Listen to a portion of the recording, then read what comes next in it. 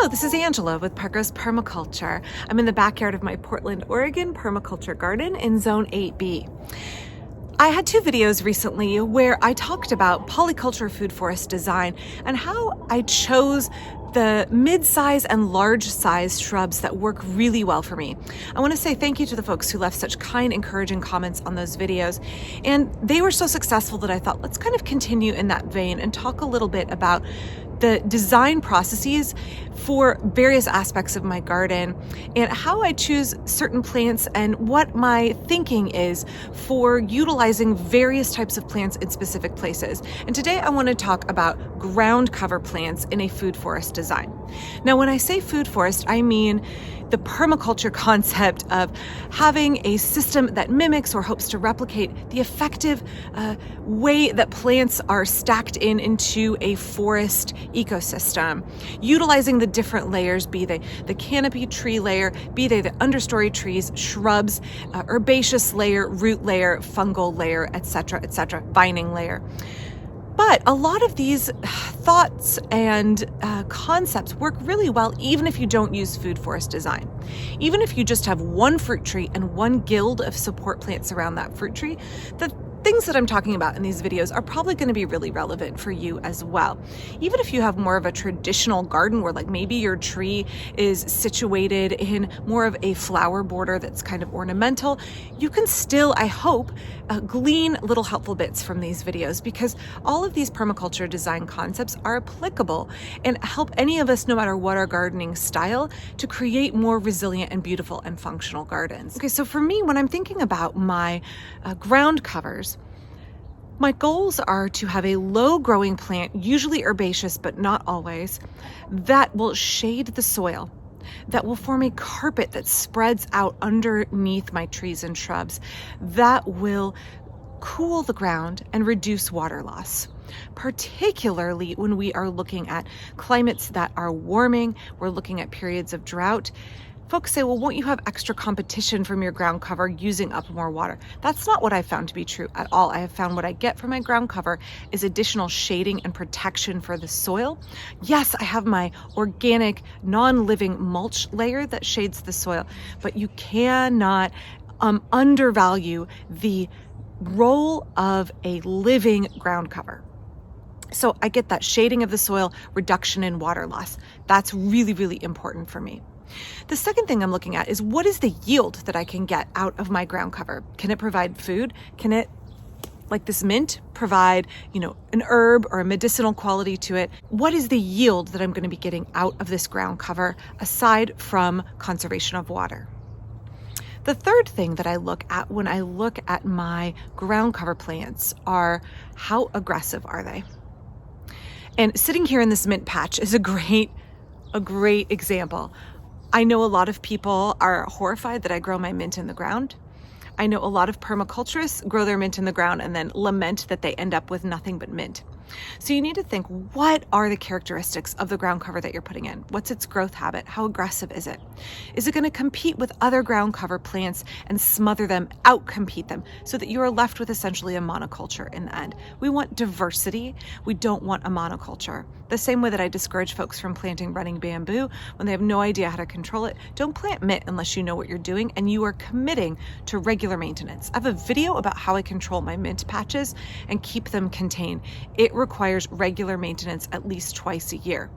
Mint does much better in the ground than in a pot, and it makes a fabulous ground cover. It does such a good job of shading the soil. I grow 7 kinds of mint because my daughters really like mint tea, and so do I. And they all flower, some at different times of the summer, and provide tons of forage for my bees. But I need to be aware that mints spread vegetatively through rhizomes, and they can get quite aggressive and they can really, really outcompete other ground covers. So I want to be responsible. I want to learn the growth habit of what I am putting into my garden ecosystem and understand what kind of relationship that I, the gardener, will need to have with it over time in order to be successful and maintain diversity in my garden. Okay, so now I'm sitting in my rain garden. I'm actually sitting on the little bridge here. And all throughout my rain garden, I have my native strawberries. And these are really, really, really great ground cover.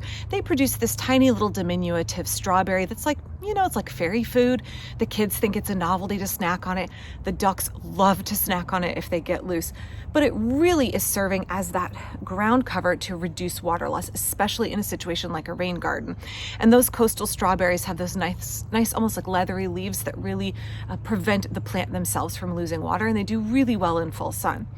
So I just said with my mint that I want to make sure that it is not outcompeting other plants, and I understand the level of maintenance. The native coastal strawberries are the same way.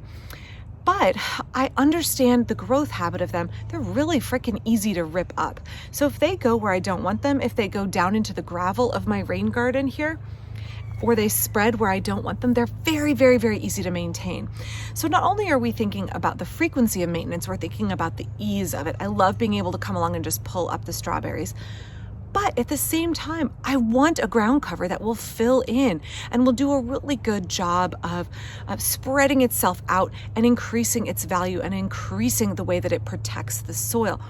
So I want some measure of, not aggression, but some measure of vigor in the landscape, some ability to spread itself around so that I can buy or get off my gardening club, Facebook group, one little clump, and have that clump spread so that I don't have to invest in tons and tons and tons of starts.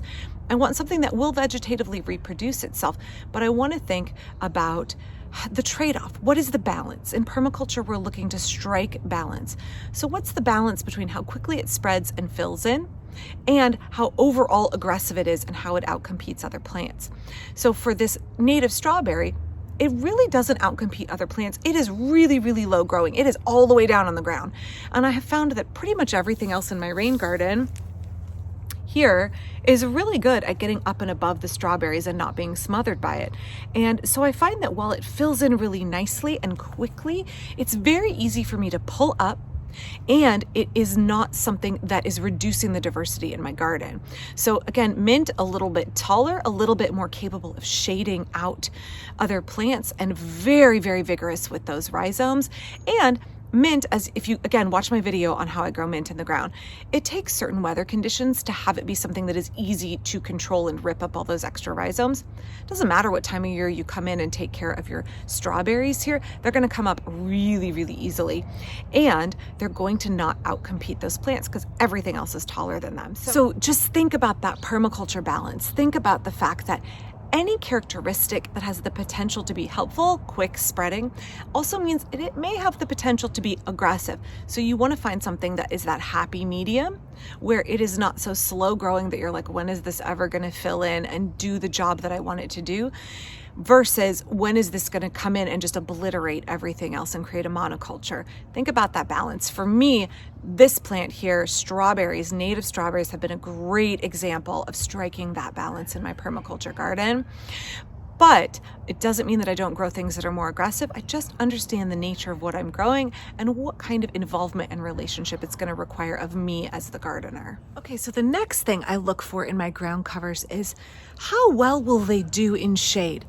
This is Lady's Mantle, which is one of my favorite ground covers. I love the look of it. I love how water droplets bead on the leaves after a rain. I love that it will spread itself around. I love the lime green flowers in the summer that bring in all kinds of pollinators.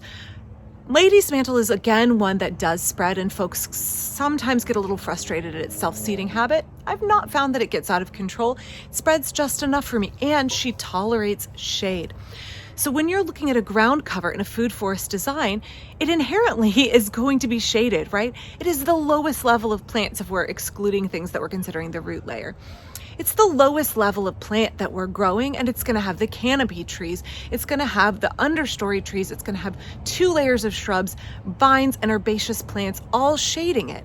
So can it handle shade? What I don't want is a ground cover that thrives on the very edges of my guilds, but doesn't fill in underneath and actually serve as a ground cover. So be aware of what you are putting in and what its shade tolerance is.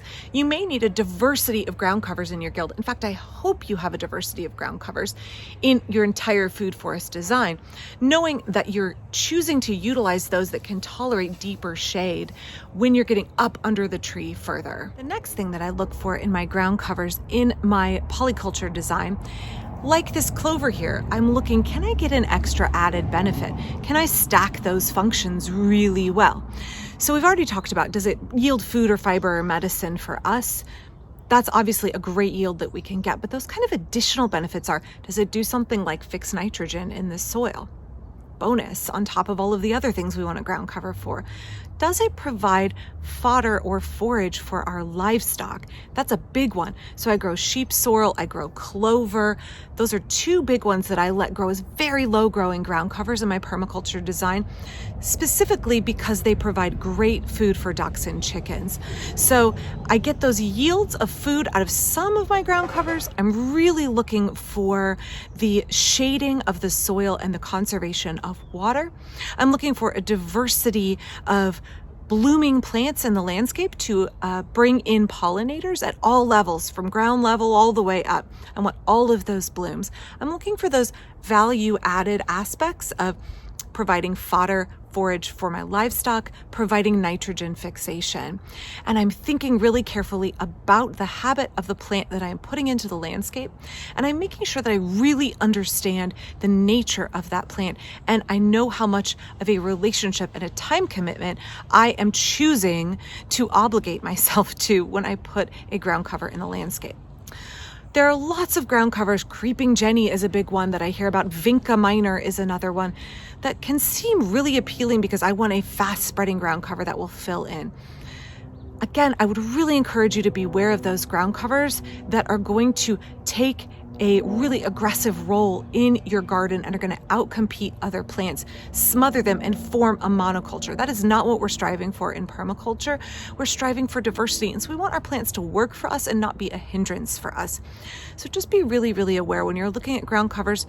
Fast growing often means aggressive. It often means outcompeting other plants. And also, like those plants like Vinca and like Creeping Jenny, what other additional benefits do they bring?